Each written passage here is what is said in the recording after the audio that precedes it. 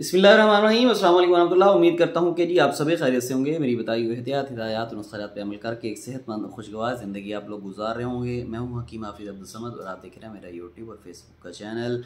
नया सिलसिला जो है वो शुरू करने जा रहा हूँ और वो सिलसिला ये है कि वाली साहब हकीम अब्दुल करीम साहब रहमतुल्लाह अलैह जो इंतकाल फरमा गए 2011 में, उनकी डायरी से कुछ इक़्तिबासात जो है वो सेहत के मुताल्लिक़ मैं आप लोगों की खिदमत में पेश किया करूँगा। ऐसी वो नादिर बातें हैं कि आप तक पहुंचाना वो ज़रूरी मैं समझता हूँ।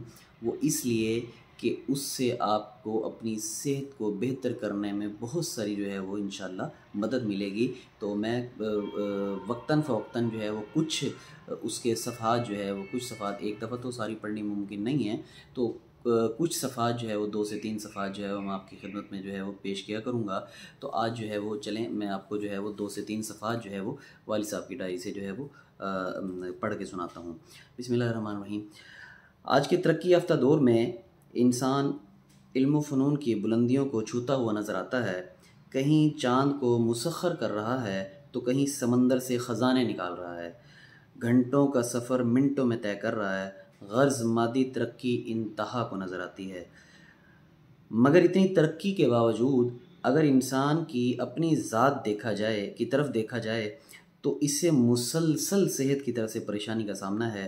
कहीं ये कैंसर के हाथों बेबस है तो कहीं दिल के वाल बंद हो रहे हैं। कभी बवासीर परेशानी का सबब है तो कभी ब्लड प्रेशर और शुगर कंट्रोल नहीं हो रही।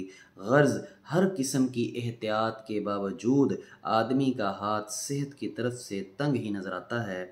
आज से 20-25 साल पेशतर, यहाँ पे मैं ये रोकूँगा वाली साहब के जो अल्फाज हैं उनको मैं ये अर्ज़ कर दूँ कि ये तकरीबन वाली साहब के इंतकाल को तकरीबन 2011 में इंतकाल हुआ था। तो ये डायरी मेरे ख़्याल में शायद उन्होंने 2005 के लगभग शायद लिखी हो। तो इस डायरी को लिखे हुए तकरीबन मेरे ख़्याल में 18 साल तो हो चुके हैं।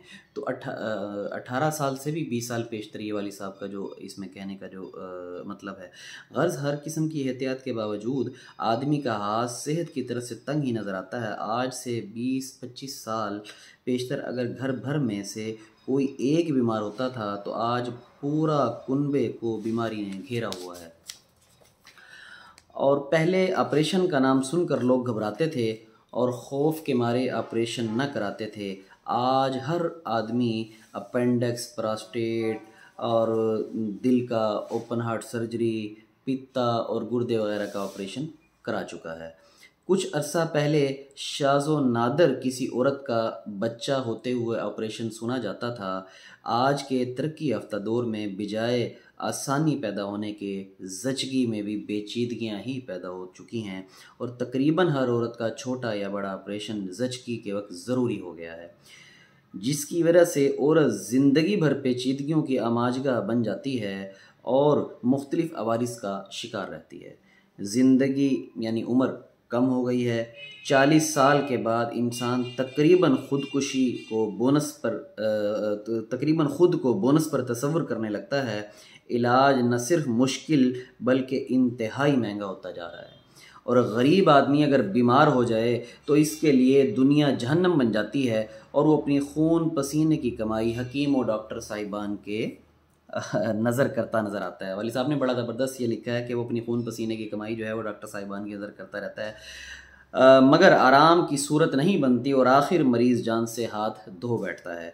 दूसरी तरफ अगर आज से कुछ अरसा कबल मतलब 25 से 30 साल कबल सेहत का जायज़ा लिया जाए तो अमूमी तौर पर सेहत की सूरत हाल बेहतर थी।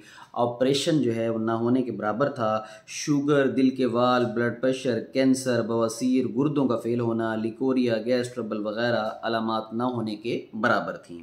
अलामात की मतलब अमराज। उम्रें लंबी थीं। अचानक हार्ट फेल होने के केस शाज़िर और नादिर थे। ये बात बिल्कुल दुरुस्त लिखी है वाली साहब ने, क्योंकि आज से जो बुज़ुर्ग हैं वो इस बात से एग्री करेंगे कि आज से 30-40 साल पहले जो शदीद कोई बूढ़ा हो जाता था तो वही इसी का जो है वो हार्ट अटैक होता था। आजकल नौजवानों को भी हो रहा है।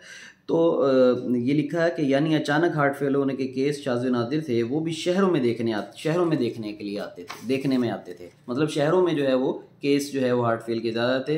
देहातों वगैरह में उस पर क्योंकि खुराकें बेहतर थी इसलिए वो कम थे। तो आइए उस वक्त पर नज़र डालें। वाली साहब लिखते हैं कि आइए उस वक्त पर नज़र डालें और मवाजना करें कि ऐसी कौन सी चीज़ है जो छिन जाने के बाद हम सेहत जैसी नेमत से महरूम हो चुके हैं। तो ये पहला जो है वो मैंने हिस्सा आपको पढ़ के सुनाया है। इंशाल्लाह अगली वीडियो में, क्योंकि वीडियो लेंथी हो जाएगी, इसलिए अगली वीडियो में इंशाल्लाह अज़्ज़वजल हम आगे जो वाली साहब ने इसके वजूहात जो तहरीर की हैं कि क्यों जो है सेहत की तरफ से हाथ तंग होता जा रहा है, उस पर नोशिक डालेंगे। मैं ऐसे ही मालूमाती वीडियोज़, ऐसे ही अपने मतलब के ख़ानदानी मुजर्रबुल मुजर्रबात नुस्ख़ात लेकर आपकी खिदमत में हाजिर होता रहूँगा। बहुत सारी मालूमात आपको मिलती रहेंगी। नए आने वाले मेरे चैनल को सब्सक्राइब ज़रूर फरमा लें। अस्सलाम वालेकुम रहमतुल्लाह।